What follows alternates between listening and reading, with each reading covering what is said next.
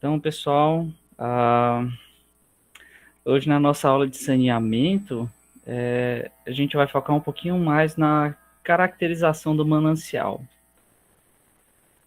Com isso, a gente tem então o objetivo de aprofundar no planejamento do uso dos recursos hídricos, expor os conceitos que devem ser considerados para a determinação da demanda de água, além de evidenciar o que deve ser considerado ao se estudar um curso d'água para abastecimento, tá? Então, para que a gente possa atingir esses objetivos, nós vamos ter uma primeira parte que vai trazer um pouco de introdução, voltando um pouco sobre o que a gente viu na aula passada, sobre aquele planejamento do sistema de abastecimento.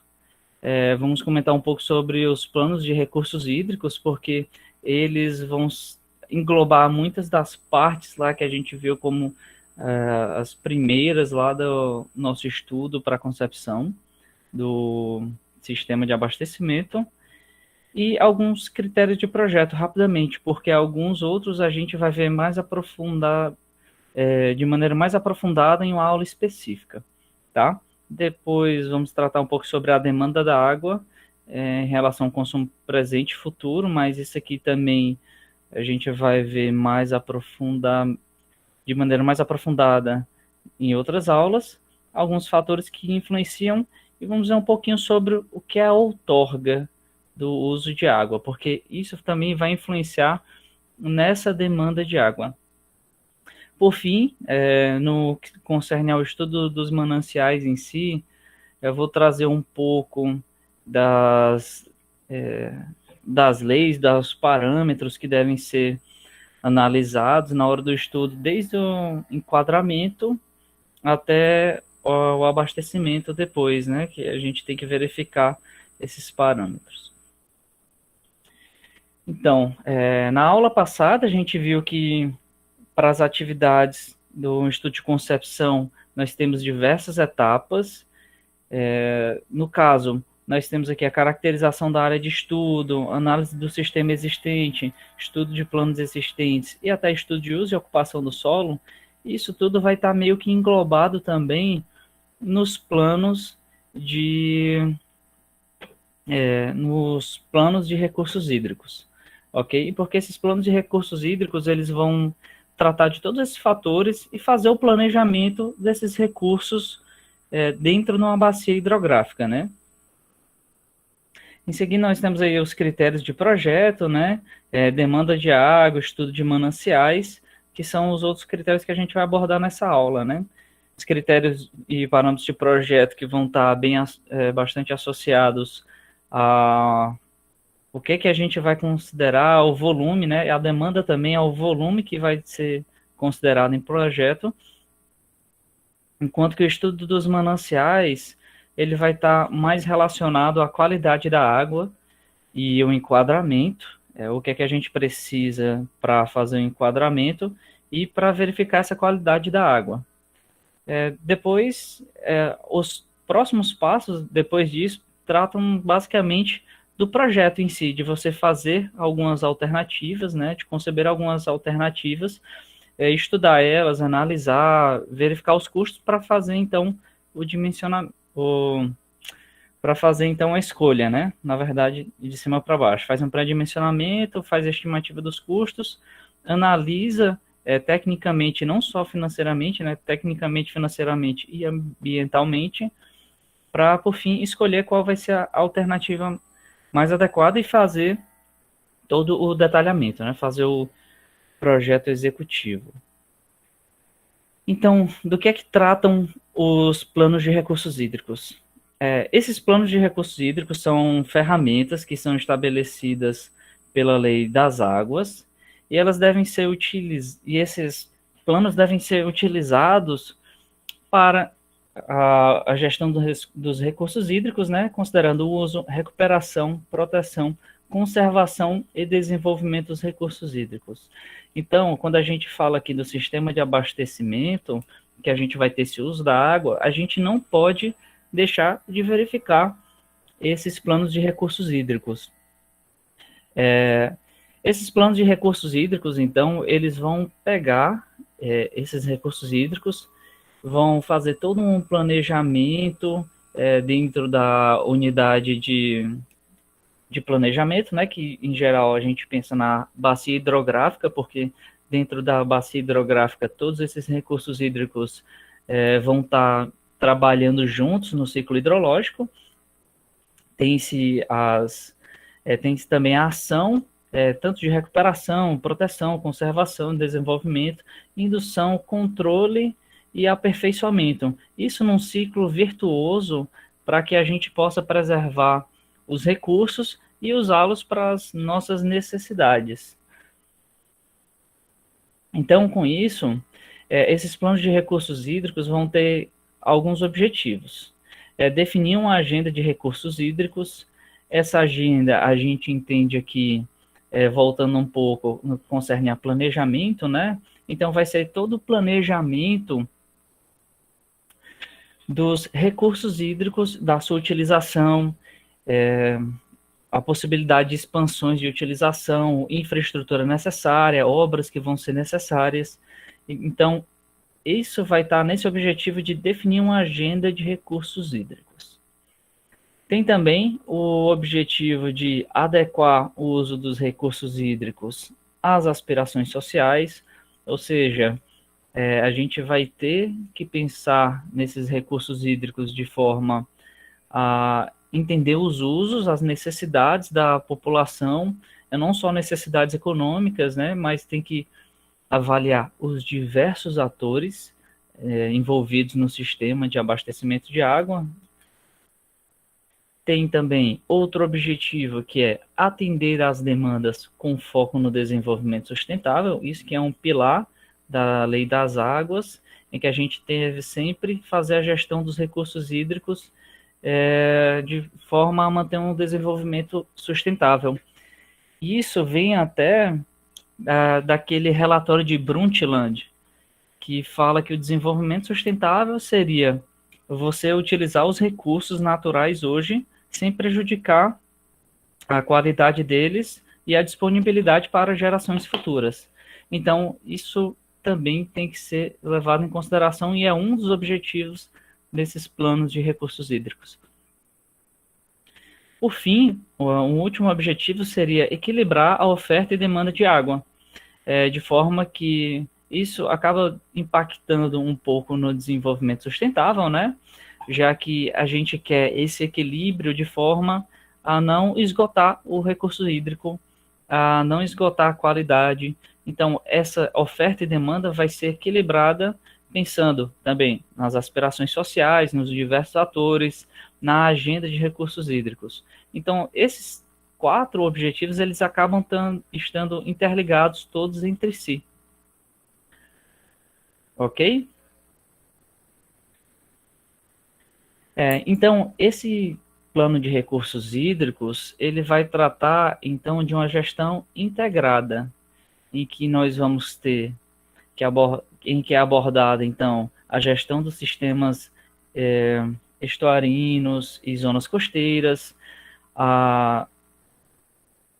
sem dissociação dos aspectos de quantidade e qualidade.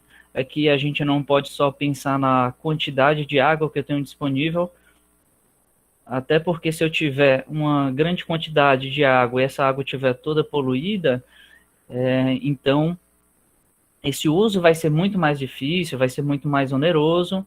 Então a gente não pode nunca dissociar quantidade de qualidade, certo? E isso aqui, por isso que a gente tem os estudos do enquadramento, por isso que a gente tem o enquadramento das águas, por isso que a gente vai estudar algumas variáveis, alguns parâmetros da água para determinar sua qualidade, certo? Isso também, essa gestão integrada também tem que levar em consideração a gestão ambiental, né? Que está relacionado àquele objetivo de desenvolvimento sustentável. Nós vamos ter também uma adequação às diversidades físicas, bióticas, demográficas, econômicas, sociais, culturais das diversas regiões. Ou seja, a gente tem que avaliar todos os atores, né? Como a gente já viu, considerar os planos setoriais, regionais, estaduais e nacional, isso voltado mais para o desenvolvimento, né, da economia, porque o recurso hídrico, ele não deixa de ser uma matéria-prima indispensável para a maioria dos processos. A indústria não consegue não usar água, né? Alguns processos vão utilizar mais águas, mas praticamente todos os processos do ser humano, em algum momento, vão utilizar da água. Então, esses planos todos têm que ser considerados na gestão integrada dos recursos hídricos, assim como a gestão do uso do solo, porque o uso do solo também vai estar relacionado a, ao reabastecimento dos lençóis freáticos, por exemplo, a presença de inundações, a poluição desses lençóis freáticos. Então, a gestão do uso do solo também está associada a tudo isso, inclusive a demanda. Quando eu tenho uma cidade bem, muito adensada, eu sei que eu tenho uma demanda maior aqui e eu vou ter que pensar nela, levando em consideração os planos setoriais, as diversidades físicas, biológicas, demográficas, econômicas e por aí vai.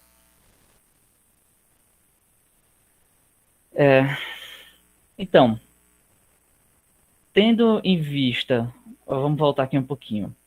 A gente viu aqui que esses planos de recursos hídricos vão estar relacionados a essa caracterização da área de estudo, análise do sistema existente, estudos e planos existentes e uso e ocupação do solo. Com isso, de posse disso, é que a gente consegue começar realmente a pensar num projeto de um sistema de abastecimento. Com isso, são necessários uma série de estudos para conseguir ter dados em relação ao consumo per capita, os coeficientes de variação anual, diária, e o coeficiente de demanda industrial. Isso aqui a gente vai ter uma aula especificamente para isso, para a gente calcular e começar a fazer um cálculo de um sistema de abastecimento, tá? O cálculo da vazão que a gente vai vir do corpo hídrico até na adutora até a estação de tratamento e depois a vazão que a gente vai ter aqui nessa segunda parte para a distribuição.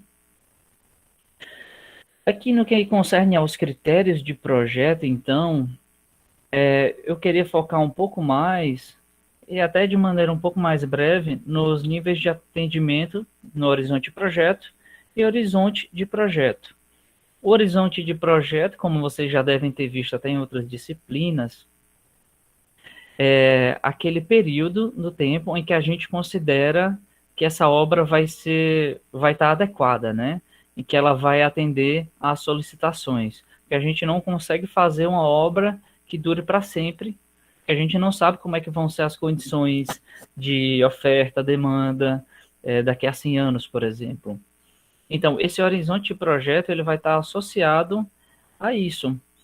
Quando a gente vê um estudo de uma cidade, pensando-se no plano diretor, para onde é que ela está expandindo, a gente pensa também num horizonte de projeto considerando isso e considerando essa demanda futura além dessa demanda presente. Tá? A Lei das Águas, então, ela vai recomendar que o planejamento estratégico desses recursos hídricos seja feito com um horizonte de projeto entre 10 e 20 anos. Sendo que acaba que a gente usa muitos 20 anos pela questão de um grande investimento que está sendo efetuado, como para sistemas de abastecimento, construção de estações de tratamento, nós vamos ter que alocar uma grande quantidade de recursos, e são obras que por si só já demoram um bom tempo para serem concluídas, então é comum que a gente acabe utilizando 20 anos como um horizonte de projeto. E com isso, a Lei das Águas ainda indica que a gente deve buscar atender o máximo possível os interesses distintos, né? Mantendo sempre essa disponibilidade da água para gerações futuras. Ou seja, a gente vai buscar sempre considerando as limitações, obviamente, de predição do futuro, mas a gente vai sempre buscar atender 100%, né? Porque não adianta eu falar que eu vou fazer um sistema de abastecimento que eu vou considerar apenas metade de uma cidade, porque não faz sentido, vai ter outros problemas que vão ser ocasionados também por conta disso, ok? Então, já que a gente tem esse horizonte de projeto de 20 anos, né? Então a gente tem que considerar não só a demanda de água atual, mas também nós temos que considerar essa demanda que vai estar presente no futuro, né? Então, esse sistema de abastecimento, ele vai considerar, por exemplo, os diversos usos e como eles podem ser alterados no futuro, né? Por exemplo, se nós tivermos uma cidade que é tipicamente uma cidade menor, né, que está crescendo e pensando-se num polo de indústria, pode ser que a gente passe de uma matriz de pecuária para industrial. E esses sistemas de abastecimento têm que considerar isso, que são demandas diferentes, são tratativas diferentes para que se possa fazer o abastecimento dessas indústrias, a demanda de água vai ser diferente em termos de quantidade. E isso vai ser muito orientado também pelo plano diretor das cidades, como eu já falei aqui algumas vezes. Aqui, por exemplo, a gente tem o plano diretor de Anápolis. Eu peguei aqui uma imagem em que nós temos em rosa o contorno atual e em vermelho o contorno já pensando na expansão futura da cidade, as zonas de crescimento, inclusive tem um zoneamento aqui, que eu não peguei a legenda, mas tem o zoneamento. Então, no que concerne a esse planejamento da demanda, a gente tem que levar em consideração essa demanda, pensando que vai ter uma expansão em toda essa área aqui, uma expansão de demanda de toda essa área que está prevista no plano diretor, sendo talvez a principal ferramenta para que a gente possa ter uma predição do futuro, tá certo? Essa demanda, então, ela vai ser influenciada por diversos fatores, né? Tais como a economia local. Na economia local, a gente pode distinguir aqui, por exemplo, uma cidade que é tipicamente turística, ela vai ter uma demanda de água que vai ser diferente de uma cidade tipicamente industrial. Certo? A cidade industrial talvez vá requerer muito mais água devido a todos os processos, vai depender também do tipo de indústria que está sendo é, instalada nessa cidade. É uma cidade talvez que se baseia muito em serviços, vai ter outra demanda de água, e isso vai impactar, então, naqueles parâmetros, né, aqueles critérios de projeto, tais como deixa eu voltar aqui, ó, o consumo per capita, os coeficientes de variação durante o dia e durante o ano, por exemplo, o coeficiente de demanda industrial. Então, essa economia local vai afetar tudo isso, certo? Assim como os costumes da população. Numa comparação grosseira, né? Se a gente pegar, por exemplo,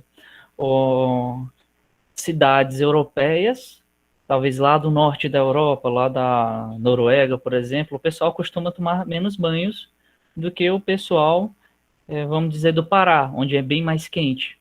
Onde a gente tem, onde no Brasil, né, a gente já tem um costume de tomar mais banhos durante um dia. Então, esses costumes de população vão influenciar bastante nessa demanda de água. E, novamente, eles vão influenciar bastante no consumo per capita, nos coeficientes de variação durante o dia, durante o ano.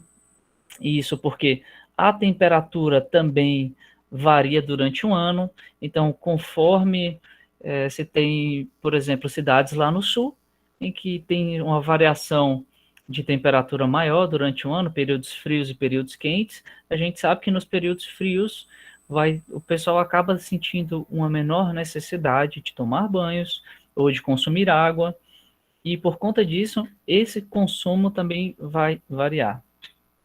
A renda da população também é um dado que afeta essa demanda, porque basta a gente pensar, por exemplo, numa casa simples, que seria da classe média, em que a gente não tenha jardim nem nada, o uso da água vai ser basicamente para para descarga, por exemplo, para banho, enquanto que se a gente pegar um ambiente de alto padrão, em que você tem uma super de uma mansão, tem piscina, tem jardins, então vai ter um consumo de água bem diferenciado, além de que a dinâmica da cidade, ela influencia aqui nessa demanda, e isso aqui é bem interessante, por exemplo, quando a gente tem uma capital, por exemplo, vamos pensar em Brasília, por exemplo, a gente tem Brasília e tem-se as cidades satélites, certo?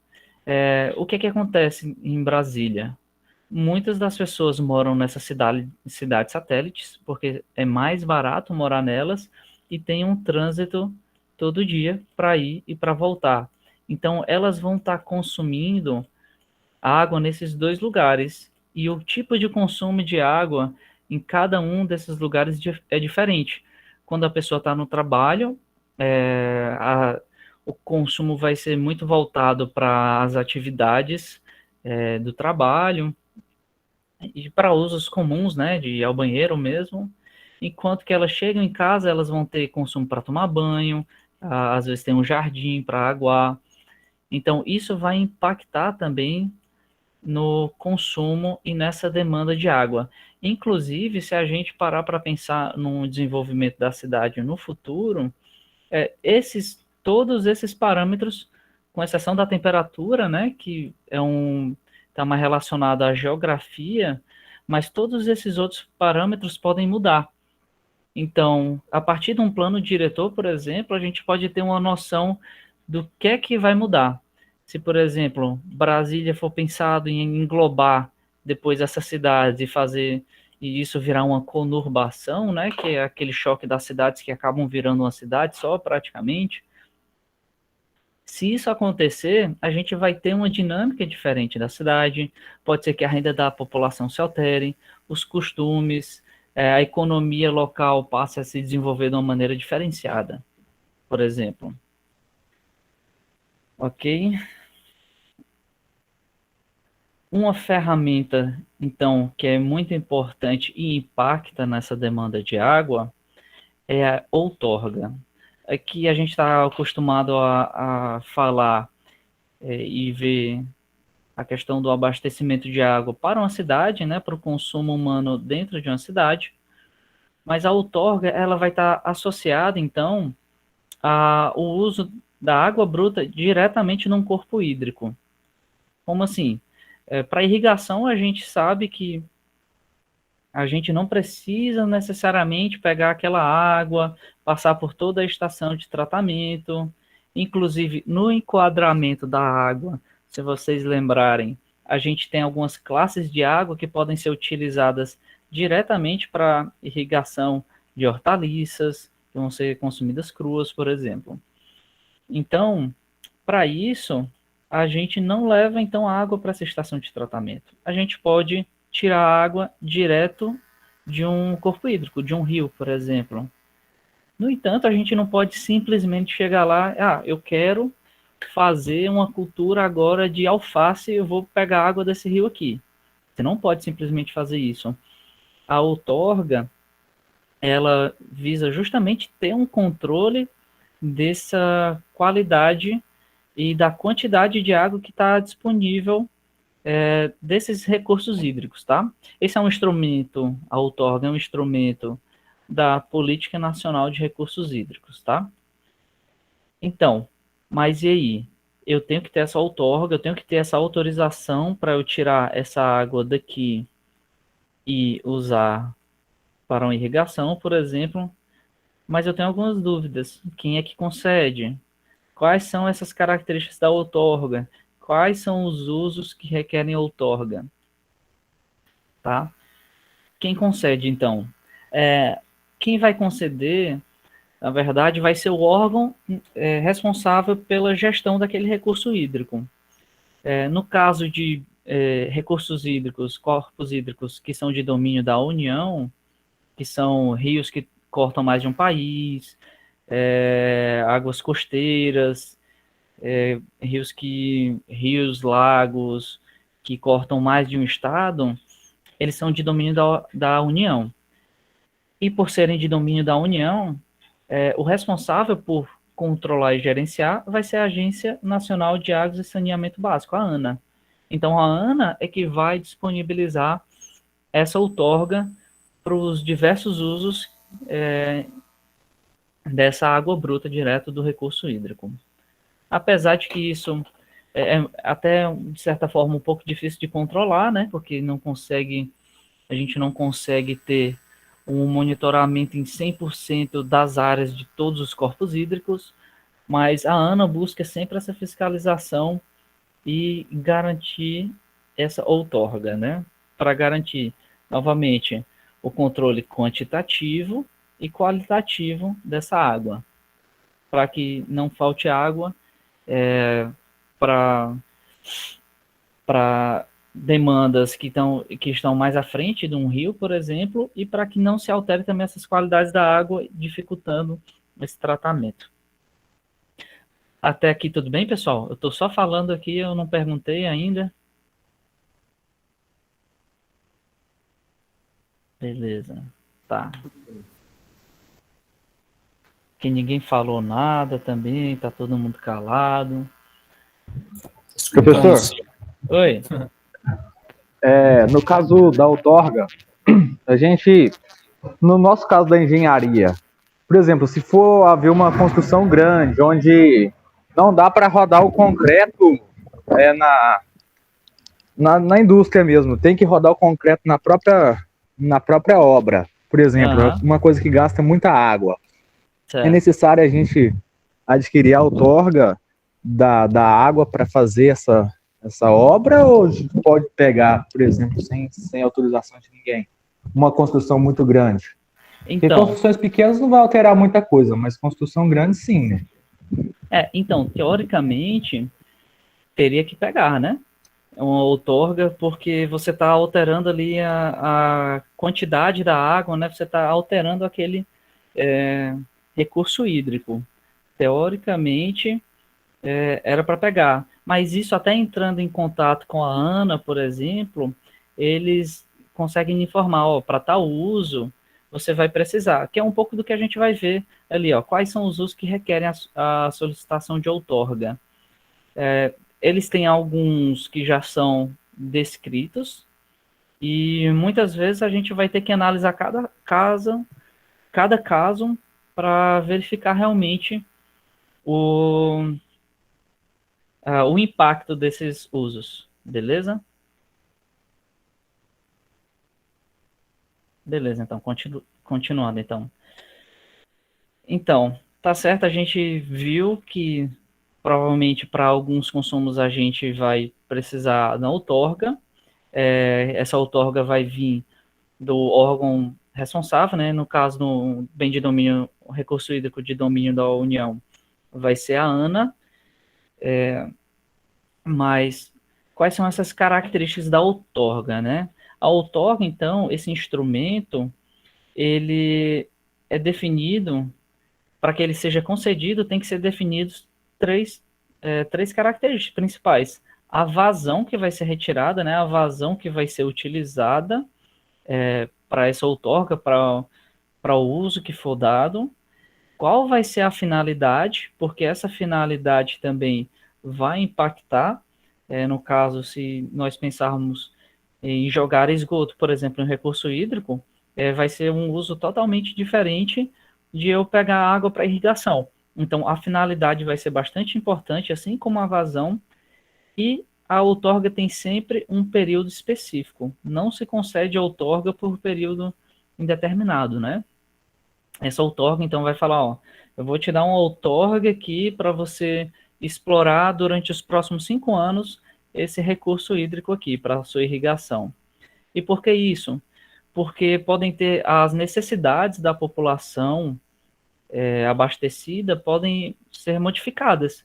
E daqui a 5 anos, por exemplo, a gente vê que eu não posso mais tirar essa água para irrigação porque eu tenho que priorizar o abastecimento humano e dessedentação de animais, por exemplo, como um daqueles fundamentos da própria Política Nacional de Recursos Hídricos. Então, esse período vai estar associado com o planejamento do uso dos recursos hídricos e do plano de recursos hídricos. Ok? Tá, a gente viu tudo isso, mas agora, quais são os usos que requerem a solicitação de outorga? Na política e nacional de recursos hídricos, tem-se algumas que são explícitas já. Por exemplo, um dos os usos seriam, por exemplo, a derivação ou captação de parcela da água existente em um corpo hídrico da água para consumo final, inclusive abastecimento público, ou como insumo de processo produtivo. O que é que isso quer dizer? Que a própria companhia de abastecimento de água, né, de distribuição de água, que faz a distribuição de água na cidade, né, em Brasília, se eu não me engano, é CAESB. A CAESB, ela, para utilizar aquela água, o recurso hídrico, ela tem que pegar uma outorga para fazer isso. Ou uma indústria que vai pegar água de um rio para usar como insumo, ela também tem que ter essa outorga, tá? Ou talvez uma cultura também, né, que vai usar para irrigação. Outro uso que exige a outorga é a extração de água de aquífero subterrâneo para consumo final ou insumo de processo produtivo. Então, é bem semelhante a esse primeiro, né? Só que aqui no caso a gente está tratando de aquífero subterrâneo. Seriam, por exemplo, os poços profundos. Outro uso que exige outorga é o lançamento em corpo d'água de esgotos e demais resíduos líquidos ou gasosos, tratados ou não, com o fim de sua diluição, transporte ou disposição final. Então, aqui a gente vai ter as próprias indústrias que vão utilizar dessa água, né? Usou a água para o seu insumo e depois ela tem um esgoto, ela vai fazer um destino final dessa água que foi utilizada, mesmo que passe por um tratamento, ela tem que ter uma outorga para dispor desses resíduos, né? Inclusive as estações de tratamento de esgoto, as ETS, vão precisar dessa outorga também, né, para garantir toda esse controle, porque assim a gente sabe quem é que está usando para que possa ser monitorado a água nesses pontos, certo?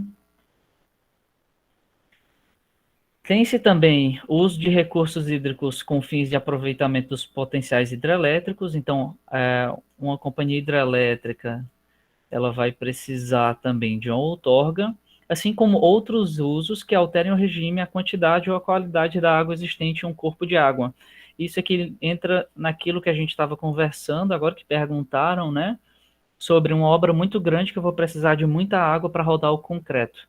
Como eu vou estar alterando esse regime e a quantidade da água, não necessariamente a qualidade, mas a quantidade, então eu vou precisar também de uma outorga.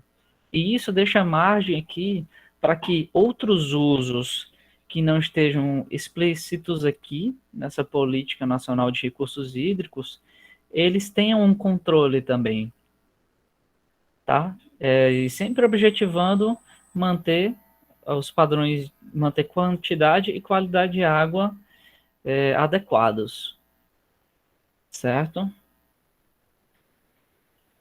Isso, então, tendo em vista que a gente tem uma outorga, tem que garantir quantidade e qualidade, nós temos então que saber o que é que a gente deve avaliar em relação à qualidade da água.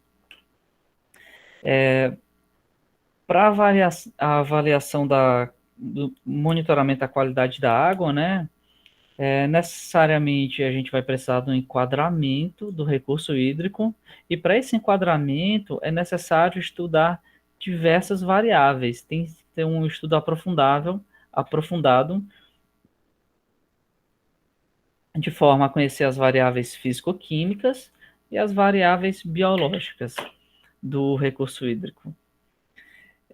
Como variáveis físico-químicas, a gente pode ver aqui que nós temos várias, inclusive eu posso passar para vocês depois um material que tem discorrendo melhor sobre cada uma delas, mas eu vou tratar aqui de algumas mais importantes. A gente tem, por exemplo, o oxigênio dissolvido, demanda bioquímica de oxigênio, demanda química de oxigênio, que são parâmetros que a gente vai observar, inclusive, no tratamento de água. A gente vai até ver isso quando a gente falar sobre o tratamento de água em si, as estações de tratamento e cada uma de suas etapas, nós vamos ver que cada uma delas vai objetivar tratar de algum dessas variáveis físico-químicas ou biológicas. Então, primeiro, fazer um apanhado. Quais são as variáveis físico-químicas que a gente avalia, então, para a qualidade da água? A gente avalia oxigênio dissolvido, salinidade, turbidez que vai estar relacionada à presença de sólidos em suspensão na água, né? É só a gente pensar a turbidez, então, a gente tem uma água cristalina, límpida, como a água que a gente bebe, e se a gente começar a colocar argila lá dentro, essa argila vai ficar em suspensão e vai deixar a água mais turva. Então, essa turbidez vai estar representando isso. Isso aqui vai influenciar em diversos fatores, né? No próprio equilíbrio do ecossistema, já que uma turbidez elevada vai dificultar a entrada dos raios solares, então vai dificultar a produção do fitoplâncton, né, que eles vão fazer a fotossíntese lá. Nós temos outros parâmetros físico-químicos, tais como condutividade elétrica, a demanda bioquímica de oxigênio, demanda química de oxigênio, a temperatura da água também, essa temperatura que vai influenciar aí também em vários outros aspectos, como o próprio oxigênio dissolvido, o potencial hidrogeniônico, sólidos totais dissolvidos em suspensão, que também vão afetar aqui, por sua vez, na turbidez, série de nitrogenada, presença de fósforo, alcalinidade total, cloreto total, transparência da água e carbono orgânico total. Tratando então do oxigênio dissolvido. O oxigênio dissolvido na água, ele é utilizado para diversos processos biológicos, né, para respiração de seres aquáticos, por exemplo. Então, ele vai ser uma medida indireta sobre o equilíbrio dessas comunidades aquáticas, tá? Sendo que sua solubilidade vai variar de acordo com dois fatores principais: temperatura e pressão. Aqui são alguns dos processos, né, de fontes e perdas de oxigênio dissolvido na água. Esse oxigênio ele pode ter ter proveniência da atmosfera, vai ser dissolvido, então tem os processos de nitrificação, oxidação abiótica, ele pode ser perdido para a atmosfera também. A fotossíntese vai gerar oxigênio dissolvido também, né? Vai liberar CO2 para a atmosfera. A respiração dos animais e plantas aquáticas vai consumir esse oxigênio dissolvido, vai também liberar CO2 para a atmosfera, tá certo? Então, as perdas de oxigênio, elas, como a gente viu, como elas estão associadas por uma medida indireta do equilíbrio das comunidades aquáticas, A perda de oxigênio dissolvido na água, ela vai ter alguns impactos também. Elas vão estar geralmente associadas à elevação da temperatura da água, oxidação pela decomposição da matéria orgânica.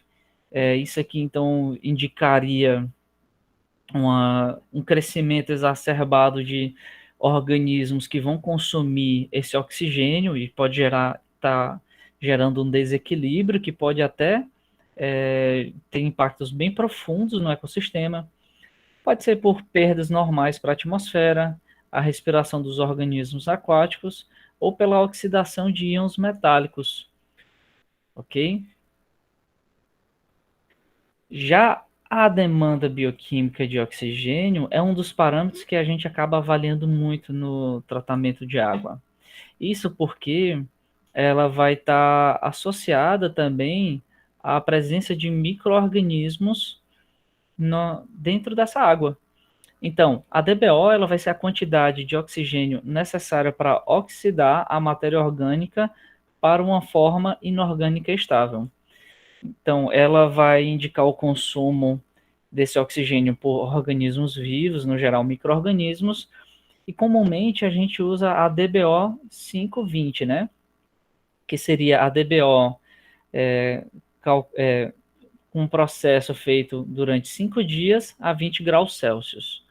Tá? Isso é uma padronização para que a gente tenha parâmetro de comparação. Esse é um dos parâmetros que a gente vê sempre no começo do tratamento e no final do tratamento de água, para avaliar também o quão eficaz foi esse tratamento da água para abastecimento. Além disso, essa DBO ela vai nos ajudar a observar alguns fenômenos.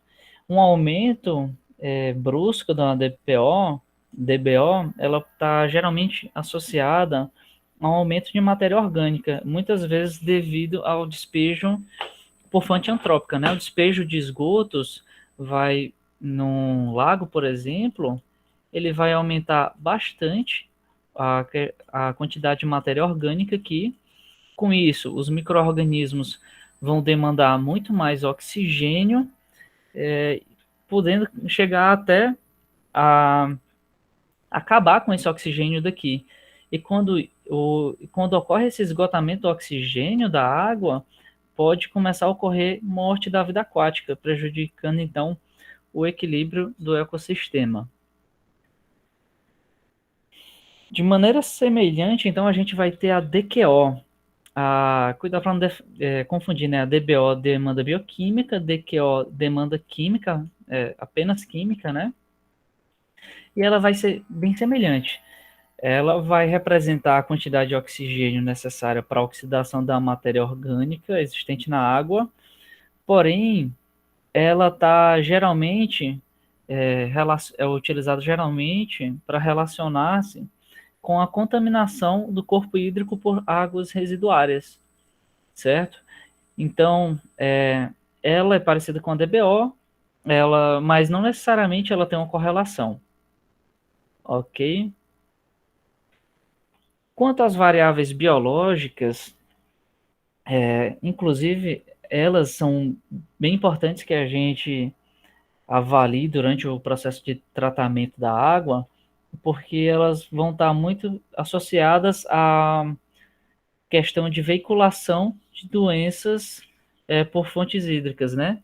Então, a gente tem sempre que avaliar clorofila A, coliformes totais e termotolerantes, fitoplâncton, perífton, zooplâncton e macroinvertebrados bentônicos e a ictiofauna. Assim como a gente tem também outras variáveis específicas, tais como cianotoxinas, que vão estar relacionadas à presença de cianobactérias, né? A presença de pesticidas, herbicidas e demais agrotóxicos, presença de metais pesados, óleos e graxas. Nesse trecho aqui eu vou focar mais nos coliformes totais e termotolerantes. Os coliformes totais são bactérias, embora elas não sejam causadoras de doenças. Mas por que elas são tão importantes?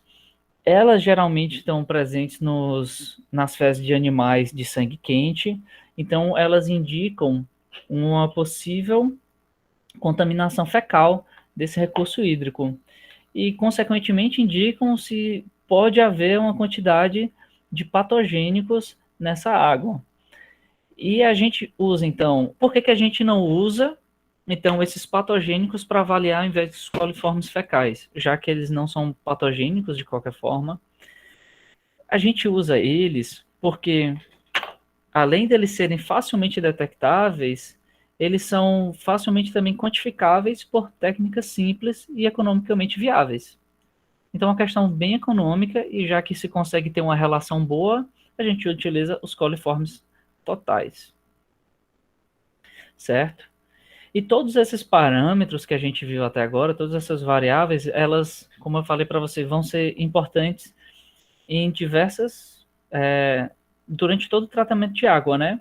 Principalmente no que concerne ao enquadramento da água bruta, né, do corpo hídrico, para que a gente saiba qual o tratamento que a gente deve utilizar para aquela água, assim como também para verificar, depois do tratamento, a qualidade dessa água e para verificar toda essa potabilidade dela.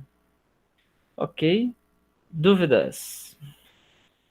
Tá tranquilo. Gabriela? Professor, o senhor estava falando aí nessa última parte dos coliformes fecais, Isso. literalmente a presença deles que indica que a água está contaminada por eles. Porque eu atrapalhei nessa ideia, porque fala assim, ó, são indicadores da contaminação fecal e, consequentemente, de organismos patogênicos. É porque como eles estão presentes no intestino, né, nas fezes dos animais de sangue quente, então eles vão indicar que tem uma contaminação fecal, tá? Porque a gente tem os coliformes. A água em si não era para ter os coliformes. Se tem, é porque tem contaminação fecal. Só Tá. que nas fezes, além dos coliformes, nós vamos ter também alguns organismos patogênicos, e por isso que eles funcionam também como um indicador da presença desses organismos. Ficou claro agora? Sim, sim. Então, no próximo slide, o senhor mostrou alguns tanques de tratamento e tal. Então, sempre varia o tratamento mediante o que é captado e detectado na água ali que chegou para ser tratada. Isso. Tá. Isso porque, como a gente viu com a ferramenta do enquadramento, né? A partir do enquadramento da água, se ela é uma classe especial, ela vai precisar apenas de um processo de desinfecção, tá? Se ela é uma classe 4, por exemplo, que seria a pior, eu preciso de todo um tratamento completo, que está mais mostrado aqui, ó, que tem coagulação, floculação, decantação, filtração, cloração e fluoretação, por exemplo. Então, esses parâmetros todos, né, não só o coliforme total, mas todos esses daqui,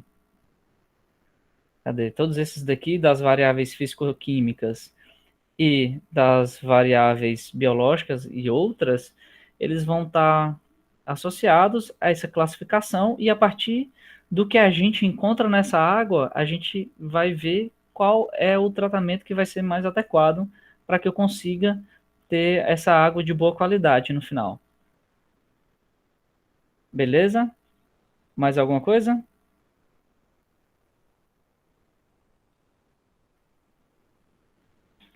Não, Gabriela, não é independente.